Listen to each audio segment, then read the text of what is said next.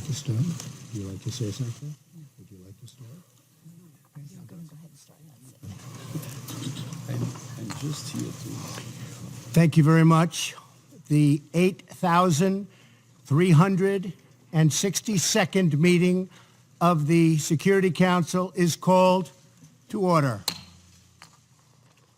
The agenda for this meeting is maintenance of international peace and security, non-proliferation of weapons of mass destruction. The agenda is hereby adopted.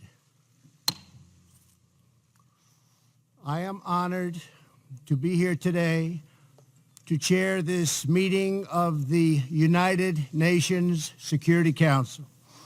It is also my privilege to welcome the distinguished heads of state, heads of government, ministers, and other leaders and representatives here with us. Thank you. I also wish to warmly welcome Secretary General Antonio Guterres for joining us. Thank you very much, Mr. Secretary General. The Security Council will now consider item 2 of the agenda. I will make a statement in my capacity as President of the United States of America. It is a great honor to be here today at this UN Security Council briefing to discuss a matter of urgent importance concerning and countering the proliferation of deadly chemical, biological, and nuclear weapons and the means to deliver them. The nations of the world have long recognized that certain weapons are so dangerous and can inflict so much suffering that all of us have a vital interest in preventing their further development, spread, and use. Since my inauguration, the United States has taken bold action to confront these sinister threats. Many of us are rightly focused on the dangers of nuclear weapons, but we must never forget the risk posed by biological and chemical weapons.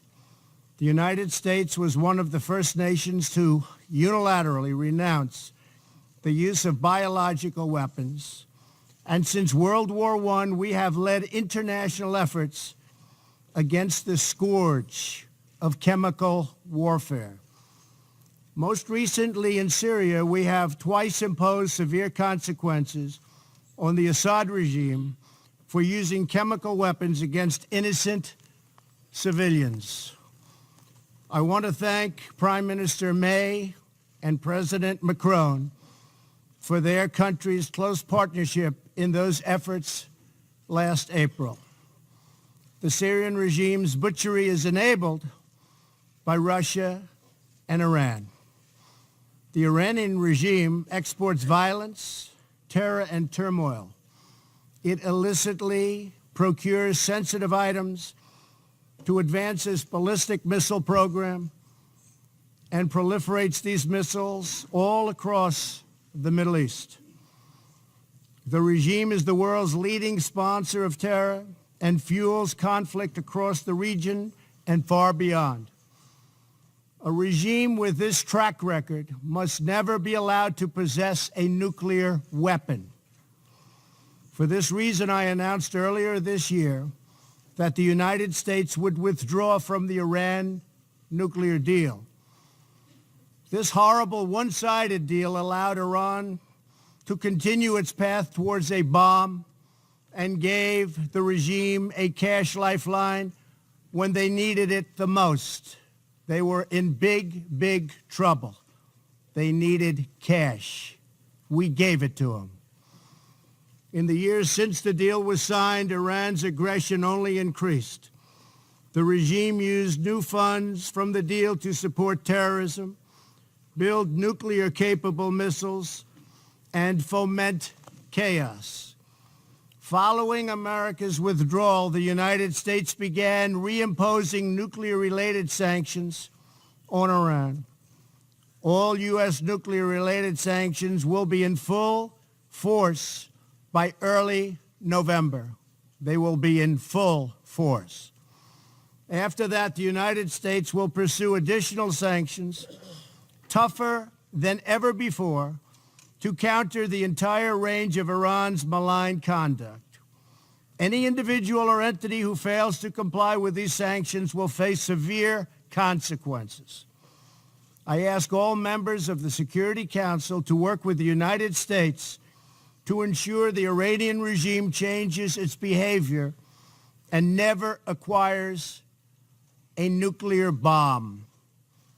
With all of this said, I want to thank Iran, Russia, and Syria for, at my very strong urging and request, substantially slowing down their attack on Idlib province and the 3 million people who live there in order to get 35,000 targeted terrorists. Get the terrorists, but I hope the restraint continues. The world is watching. Thank you also to Turkey for helping to negotiate restraint. Anything the USA can do to help resolve this problem in order to save perhaps even hundreds of thousands of lives, maybe more, we are willing and able. We are available to help. In my remarks yesterday to the United Nations General Assembly, I laid out my administration's commitment to building a more just and peaceful future. Regrettably, we found that China has been attempting to interfere in our upcoming 2018 election, coming up in November, against my administration. They do not want me or us to win because I am the first president ever to challenge China on trade. And we are winning on trade. We are winning at every level. We don't want them to meddle or interfere in our upcoming election. As I also mentioned yesterday, we have seen the results of historic efforts to open new pathways to peace on the North Korean Peninsula, and that's something we are extremely proud of. I am pleased to say that North Korea has not conducted a missile test since last November. It has not conducted a nuclear test since last September. And the hostages have been returned to us, and very importantly, the remains of American heroes are now returning home. In June, I held a historic summit with Chairman Kim Jong-un in Singapore, where he reaffirmed his commitment to complete denuclearization. Last week, Chairman Kim reiterated that commitment to President Moon at their third summit and to me in a very strong letter form. I think we will make a deal. But unfortunately, to ensure this progress continues, we must enforce existing UN Security Council resolutions until denuclearization occurs. However, we have detected that some nations are already violating these UN sanctions. This includes illegal ship-to-ship transfers, which must end immediately. The safety of the Korean Peninsula, the region, and the world depends on full compliance with UN Security Council resolutions. Very, very important. But most importantly, I believe that Chairman Kim Jong-un, a man I have gotten to know and like, wants peace and prosperity for North Korea. Many things are happening behind the scenes, away from the media, which nobody knows. But they are happening nevertheless, and they are happening in a very positive way. So I think you will have some very good news coming from North Korea in the coming months and years. I also very much appreciate what President Moon of South Korea had to say about me last night in television interviews. Working with President Moon has been my great honor. And likewise, working with President Xi of China and Prime Minister Abe of Japan has been a pleasure and an honor.